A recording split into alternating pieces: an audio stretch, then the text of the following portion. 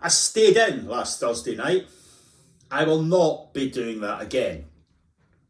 I watched The Apprentice. What a joke. Some incredible candidates, they looked amazing, they spoke well, but they couldn't read or write or count. And there they were, the cream of Britain's young business people.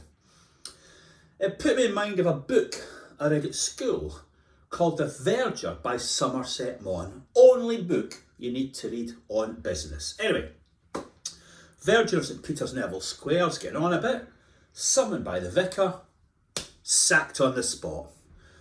Walking home to tell the wife, very anxious, cigarette to calm the nerves, can't find a tobacconist. So it's a brainwave. I will use my money to buy a tobacconist. So he does that. And he puts tobacconist after tobacconist in areas where there aren't other similar shops. He makes a fortune.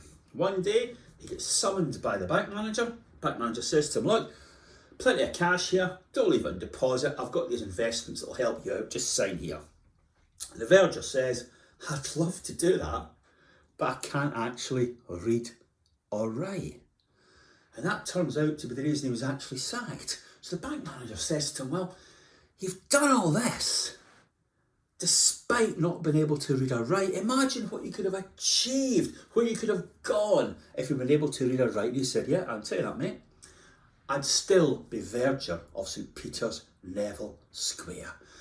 Why is this story relevant? Why is The Apprentice relevant? Because when you go to the Grenfell inquiry and look at the transcripts and watch the videos, time and again, poor English, inability to write, bad numeracy led to problems. And we see this day in, day out when we go to landlords. Got to tackle this before we go into highfalutin matters like qualifications. And when we're trying to get good people, we do face a couple of obstacles, don't we? First off, the remuneration we're offering isn't great, is it? I very often see adverts for housing officers where the housing officer won't be able to buy or rent any sort of acceptable accommodation. So we're advertising for housing officers that won't actually be able to get houses for themselves. Pick the bones out of that one if you can. Next issue is we're fishing in very crowded waters. Article about PwC today. They pride themselves in recruiting from the lower socioeconomic groups, and what they're doing now is supporting people through qualifications that had their education impacted adversely by lockdown. So, and they're taking steps to get people, bring them on and reward them highly. Are we doing that? I don't know. You could say, well, hang on a minute, we offer greater social purpose. McKinsey are onto that. In their adverts now, they're saying, look at the impact we can make, look how positive we are being. Now, you might agree or disagree with that, but McKinsey know the card to play. So it's not going to be very easy for us on finance, on purpose, or in any way to recruit folk in the future. And when you're explaining to young people what they're aiming for, that's kind of hard too, because we lurch from crisis to crisis, don't we? You sit someone down last week and you'd say, you've got to stick in your CIH qualification. You do that, you'll get promoted, you'll do well, you'll have a fantastic career. I'm fine with that. Gove's introduced a perfectly sensible recommendation in response to Grenfell, Rochdale, and what he sees at our large housing associations. No problem with that at all.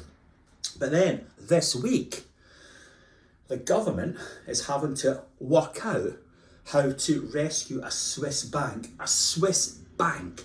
That is how severe the financial crisis is. And I can see a time when we go back to the sort of stress testing we were doing a couple of years ago, and that led to a situation where you could only really get the top job in a housing organisation if you were an accountant or some other similar financial qualification. The truth is, we need both, don't we? We need good people with housing at the heart of it, and we need good people with finance at the heart of it. And very often, the same individuals can do both, and you can certainly organise teams with both members. Now, The finance situation reminds me of a situation many, many years ago. One of the first associations to fail was down in Somerset. And I asked one of the folk I knew there what their explanation was. And the explanation was this. Our finance director went to Yeovil Technical College. The lenders team went to Harvard Business School. What's the moral I take from that story?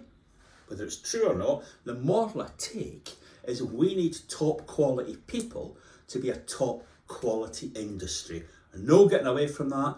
You cannot do housing on the cheap.